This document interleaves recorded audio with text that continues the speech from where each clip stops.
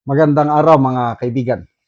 Bigyan natin ng reaction opinion itong video posted by ABS-CBN News tungkol ito sa kalagayan ni Senator Bato.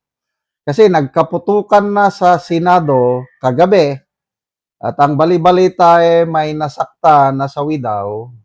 Mabuti na lang nag-Facebook Live si Senator Pia Cayetano na wala naman daw nasaktan. Kaya lang, grabing takot ng mga tao sa loob.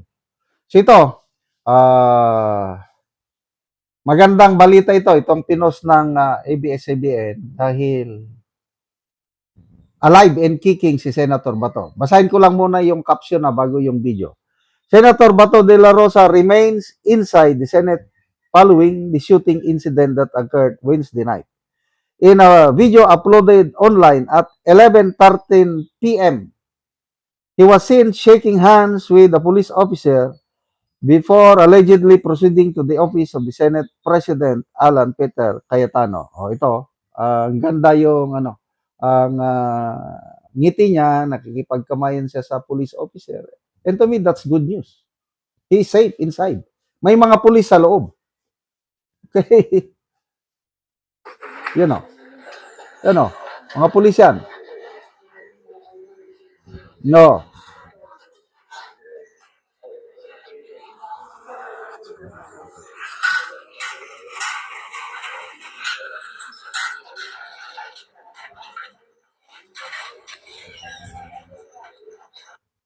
Isa pa, yan o.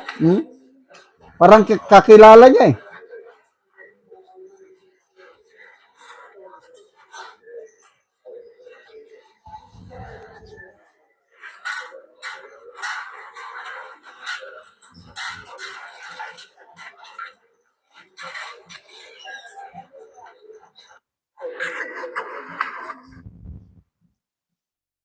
Ayun. Napag-alaman ko kay Senator Pia Cayetano yung Facebook live niya kagabi, nagkaroon ng putukan. Shock! Gulantang ang mga staff sa Senado. Hindi pa malaman yan sino ang nagpaputok.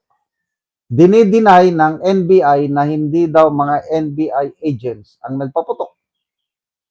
So, sino? Okay. According to Senator Pia Cayetano, nagpunta daw mismo si DILG Secretary, DILG Secretary John Vic Remulla sa loob ng Senado kagabi to appease the situation, to assure na walang third-party people inside the Senate compound. Pinalis daw lahat.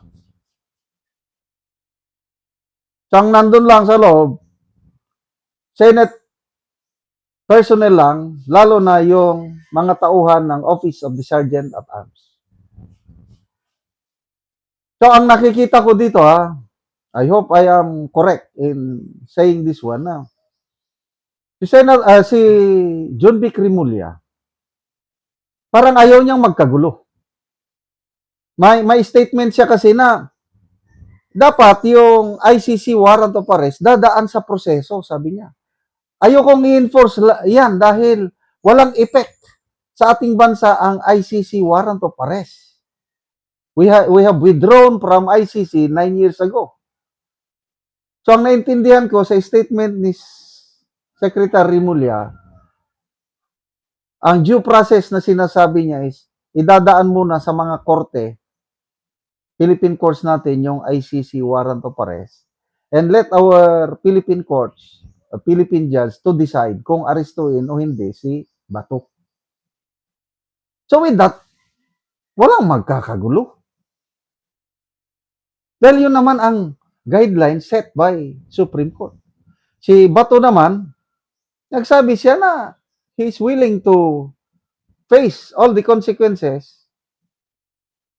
So surrender siya basta mayroong warrant of arrest na issue ng Philippine courts.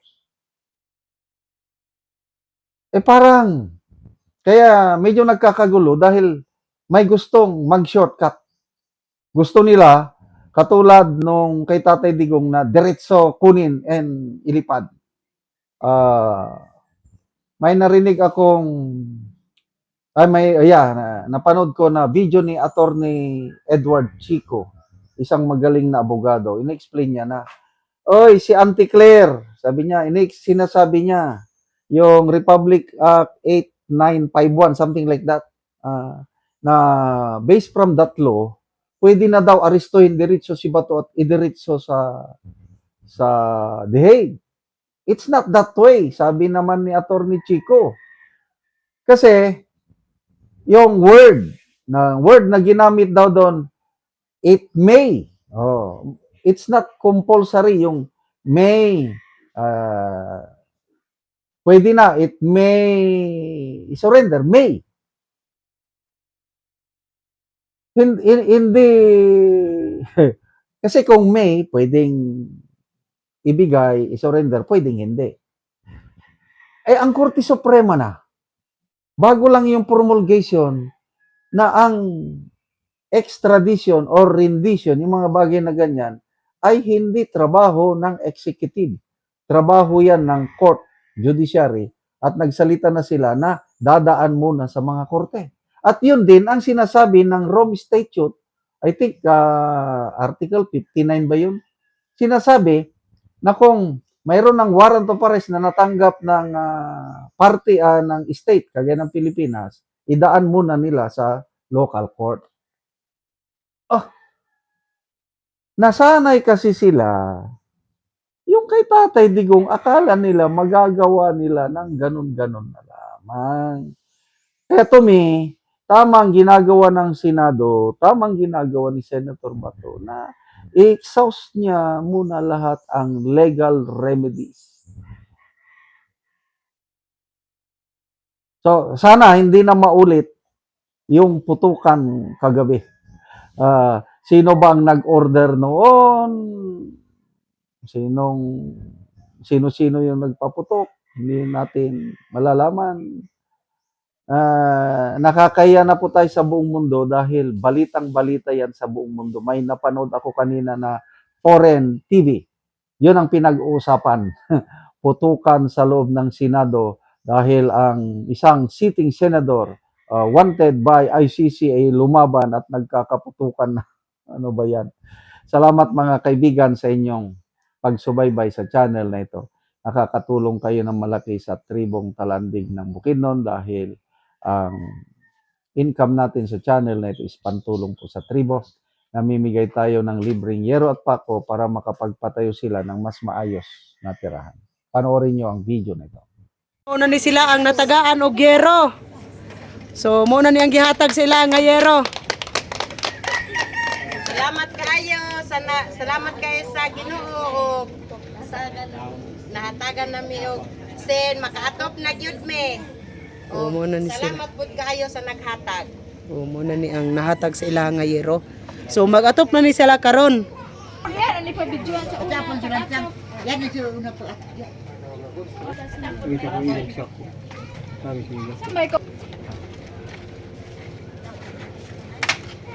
So maupod ni ang mga lansang bahin-bahinon. Thank you so much.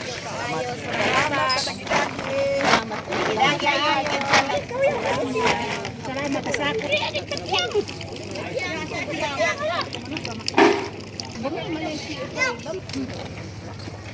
sa kapinan ni sa kiping tadaan mga lalima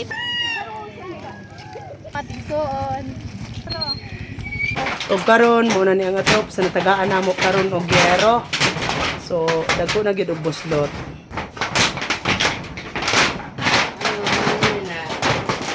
So muna ni ang yero nga gihatag. Nagitabang sa mga